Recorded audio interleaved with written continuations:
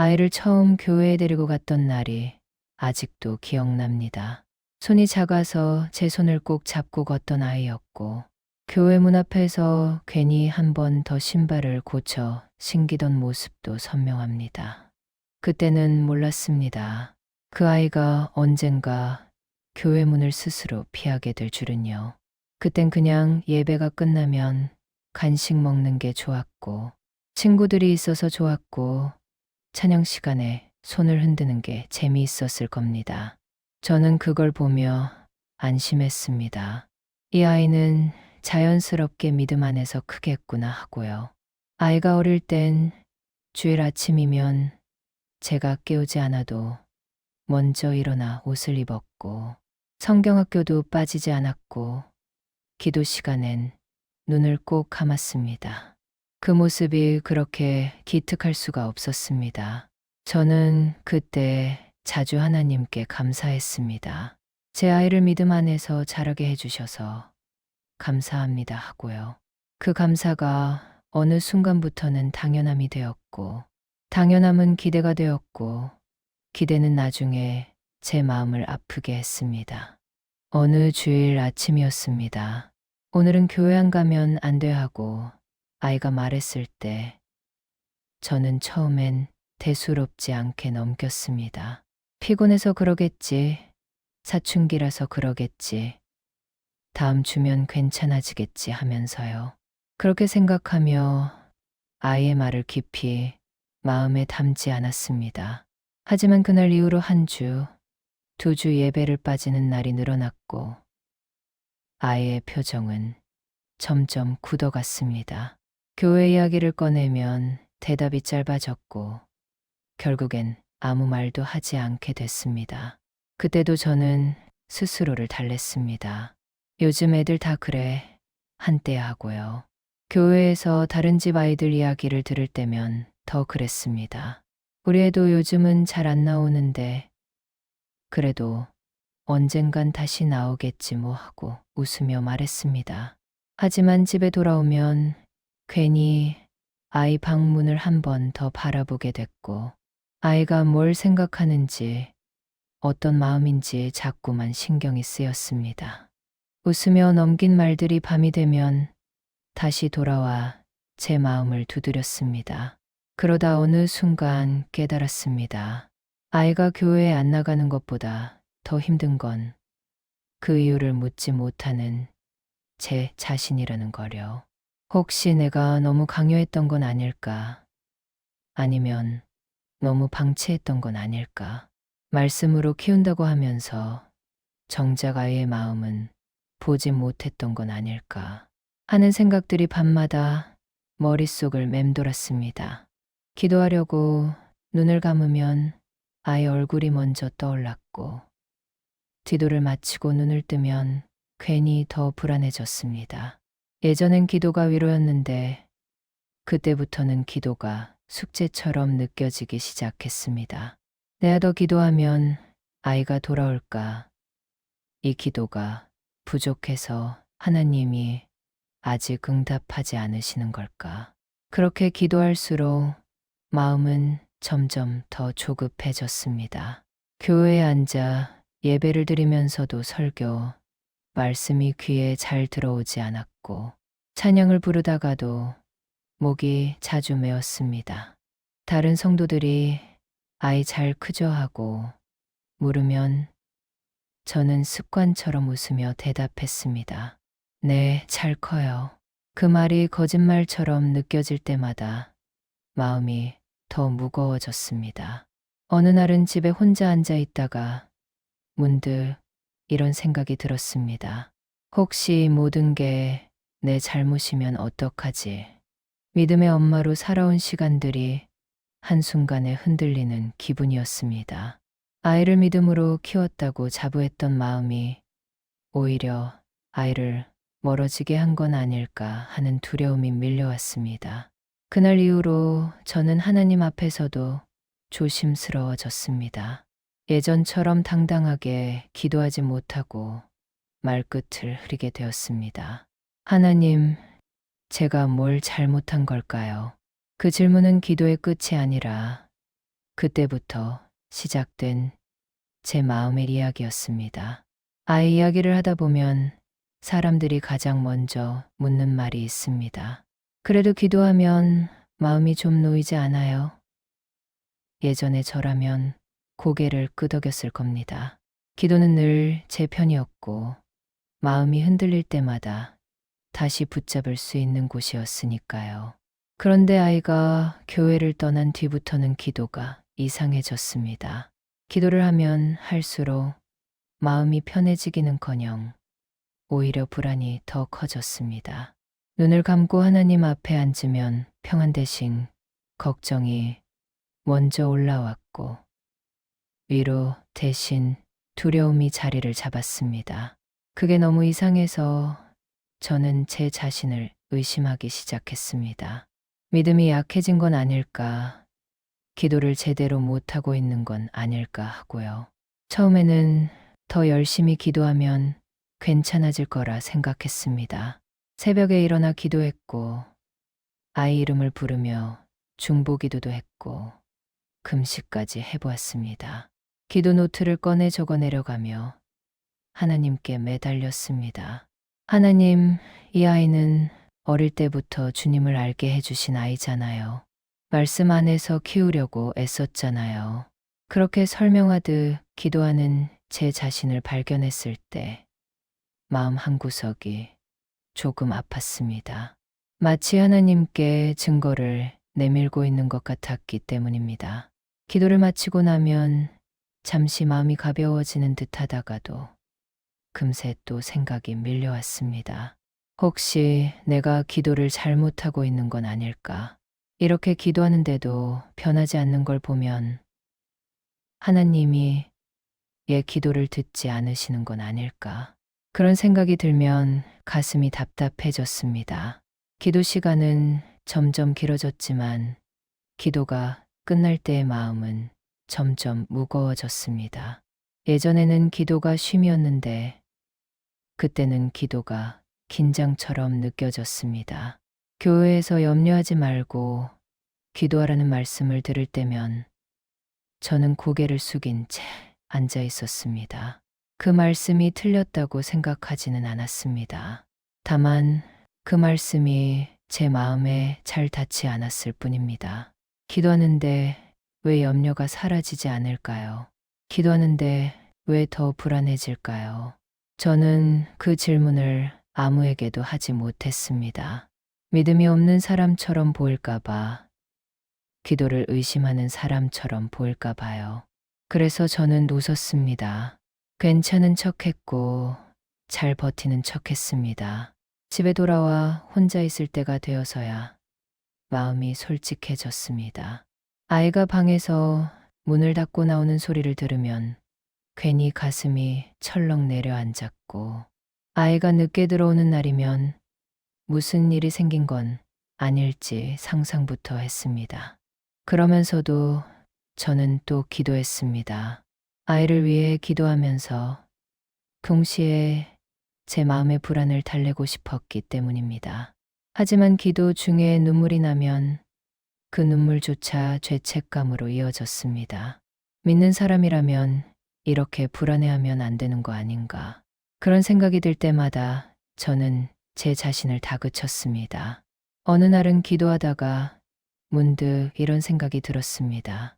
혹시 하나님이 침묵하시는 게 아니라 내가 너무 조급해서 하나님의 음성을 듣지 못하고 있는 건 아닐까. 그 생각이 들자 마음이 조금 멈췄습니다.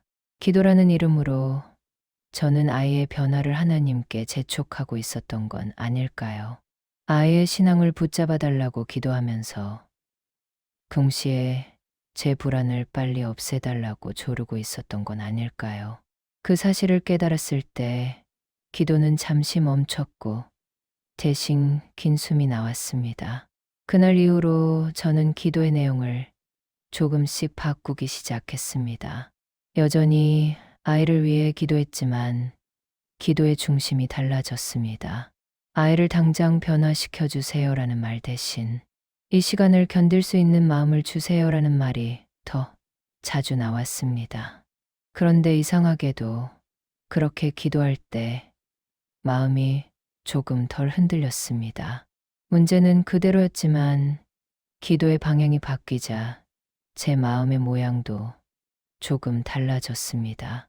아직도 기도할 때 불안이 완전히 사라진 건 아닙니다. 여전히 아이 생각을 하면 마음이 조여오고 내일을 생각하면 걱정이 앞섭니다.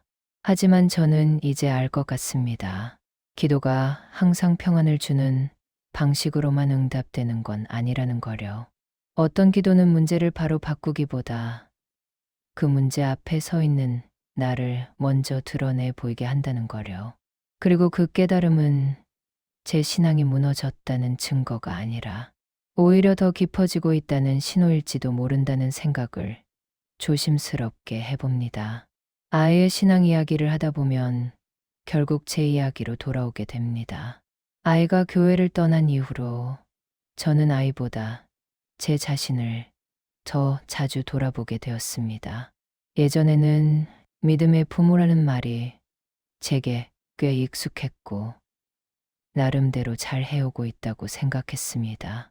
주일이면 가족을 데리고 교회에 나왔고 아이 손을 잡고 예배당에 앉아 있었고 집에서도 가끔은 성경 이야기를 해주었습니다. 부족한 점은 있었겠지만 크게 잘못된 건 없다고 생각했습니다. 그래서 아이가 교회를 떠났다는 사실이 더 받아들이기 어려웠는지도 모릅니다.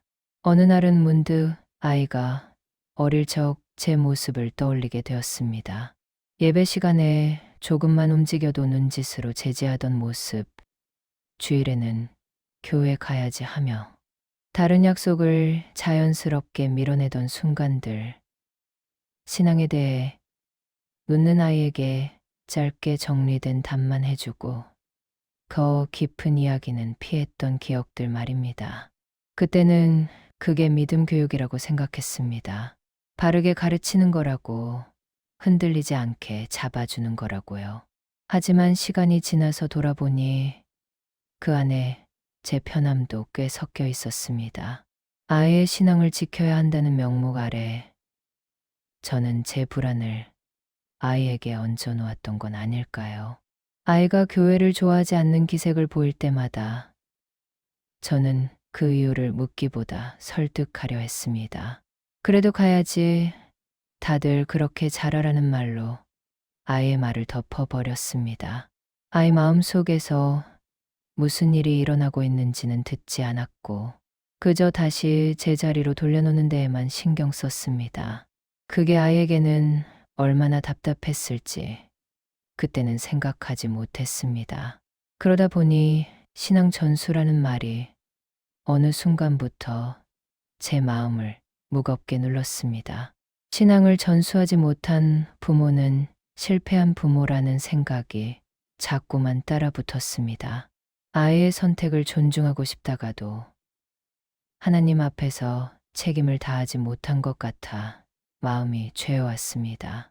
그래서 저는 스스로를 심하게 몰아붙였습니다. 내가 더 잘했어야 했어. 그때 그렇게 하지 말았어야 했어. 라는 말들이 머릿속에서 끊임없이 반복되었습니다. 하지만 또 한편으로는 이런 생각도 들었습니다. 그렇다면 정말 모든 게 부모의 책임일까요? 아이의 인생과 아이의 신앙까지 부모가 전부 책임질 수 있는 걸까요? 그 질문을 꺼내는 것조차 조심스러웠습니다. 마치 책임을 회피하는 사람처럼 보일까봐, 믿음이 없는 사람처럼 느껴질까 봐요. 그래서 저는 그 질문을 속으로만 삼켰고 그만큼 마음은 더 복잡해졌습니다. 그러던 중 어느 말씀 하나가 마음에 오래 남았습니다. 각 사람이 자기 짐을 질 것이라. 그 말씀이 처음엔 조금 차갑게 느껴졌습니다. 그럼 아이의 신앙도 아이의 몫이라는 건가? 나는 여기까지라는 건가 하는 생각이 들었습니다. 하지만 곰곰이 생각해보니 그 말씀은 책임을 내려놓으라는 말이 아니라 경계를 분명히 하라는 말처럼 느껴졌습니다. 부모의 몫과 아이의 몫을 구분하지 않으면 사랑도 신앙도 모두 짐이 되어버릴 수 있다는 생각이 들었습니다. 그날 이후로 저는 제 안에 있던 완벽한 신앙, 부모의 기준을 조금 내려놓기 시작했습니다. 아이를 믿음으로 키웠다는 자부심도, 제대로 못 키웠다는 자책도 잠시 옆으로 내려두었습니다. 대신 이런 질문을 스스로에게 던졌습니다. 나는 지금도 아이를 하나님보다 더 붙잡고 있는 건 아닐까? 아이의 신앙을 위해 기도한다면서 사실은 내 불안을 해결해 달라고 매달리고 있는 건 아닐까? 그 질문 앞에서 저는 쉽게 대답하지 못했습니다. 아직도 여전히 흔들립니다. 아이의 선택을 존중한다고 말하면서도 마음 한구석에서는 빨리 돌아왔으면 하는 조급함이 있습니다. 하지만 적어도 이제는 압니다. 신앙 전수는 정답을 넘겨주는 일이 아니라는 거려. 부모의 삶을 통해 보여주는 것이고, 때로는 아무 말도 하지 않고 기다리는 것이 더 큰 믿음일 수도 있다는 거려. 이 깨달음이 아이를 당장 변화시키지는 못하더라도 적어도 제 마음의 방향을 조금은 바꿔주고 있다는 사실만은 분명합니다. 아이의 신앙을 놓고 고민하던 시간들이 조금씩 제 삶의 다른 모습까지 바꿔놓았습니다. 예전에는 결과를 보고 신앙을 점검했다면 이제는 과정 속에서 제 마음을 더 자주 들여다보게 되었습니다. 아이가 교회에 나오느냐 나오지 않느냐가 하루의 기분을 좌우하던 때를 지나 이제는 그 아이와 어떤 관계로 살아가고 있는지가 더 중요하게 느껴지기 시작했습니다. 물론 말처럼 쉬운 일은 아니었습니다. 여전히 주일 아침이면 마음이 복잡해지고 교회에 혼자 앉아 예배를 드릴 때면 빈자리가 눈에 밟힙니다. 그러나 어느 순간부터 저는 아이에게 교회 이야기를 꺼내는 방식을 바꾸었습니다. 예전처럼 왜 안 가니라고 묻기보다 요즘은 어떻게 지내니라는 말을 먼저 하게 되었습니다. 신앙 이야기가 나오지 않아도 괜찮다고 스스로에게 말해 주었습니다. 아이의 하루와 생각을 듣는 시간이 쌓이자 아이의 얼굴이 조금씩 부드러워졌습니다. 그 변화가 신앙의 변화는 아닐지라도 관계의 회복이라는 점에서 제게는 큰 의미가 있었습니다. 기도도 많이 달라졌습니다. 아이가 다시 교회에 나오게 해달라는 기도는 여전히 제 기도의 한 부분이지만 이제는 그것만이 전부는 아닙니다. 하나님께 아이를 맡긴다는 날의 의미를 조금은 알 것 같았습니다. 맡긴다는 건 손을 놓아버린다는 뜻이 아니라 내가 쥐고 흔들던 힘을 내려놓는 것이라는 생각이 들었습니다. 아이를 붙잡고 있던 제 손을 하나님께로 옮기는 과정은 생각보다 오래 걸렸고 그만큼 제 마음도 많이 흔들렸습니다. 어느 날은 아이가 힘든 이야기를 꺼내놓았습니다. 신앙과는 상관없는 이야기였지만 그 말을 꺼낼 수 있었다는 사실이 제 마음을 울렸습니다. 예전 같았으면 그 순간을 놓치지 않고 그래서 교회에 가야지라는 말을 덧붙였을지도 모릅니다. 하지만 그날은 그냥 들었습니다. 고개를 끄덕이며 그랬구나 하고요. 그 짧은 대화가 끝난 뒤 저는 혼자 방에 들어가 조용히 울었습니다. 아이의 신앙보다 먼저 아이의 마음을 잃지 않게 해달라고 기도했습니다. 시간이 지나면서 저는 조금씩 알게 되었습니다. 신앙은 한번 떠났다고 해서 완전히 사라지는 게 아니라는 거려. 씨앗처럼 마음 어딘가에 남아있다가 때가 되면 다시 싹 틀 수도 있다는 거려. 제가 할 일은 그 씨앗을 억지로 끌어올리는 것이 아니라 밟지 않고 기다리는 것이라는 생각이 들었습니다. 그 기다림이 믿음이라는 말이 예전보다 덜 추상적으로 느껴졌습니다. 이제 저는 아이를 볼 때마다 이렇게 기도합니다.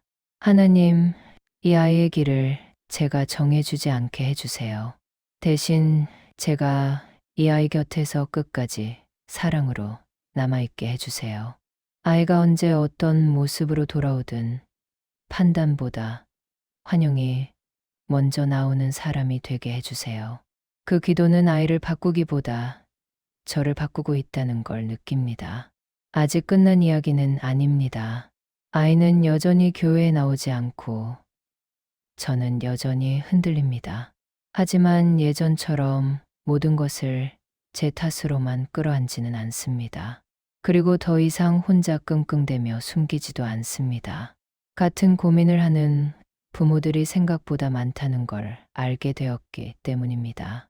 이 길을 걸어가는 동안 하나님은 아이만 다루시는 게 아니라 부모인 저도 함께 다듬고 계신다는 믿음이 생겼습니다. 그 믿음 하나로 오늘도 저는 조심스럽게 하루를 살아가고 있습니다.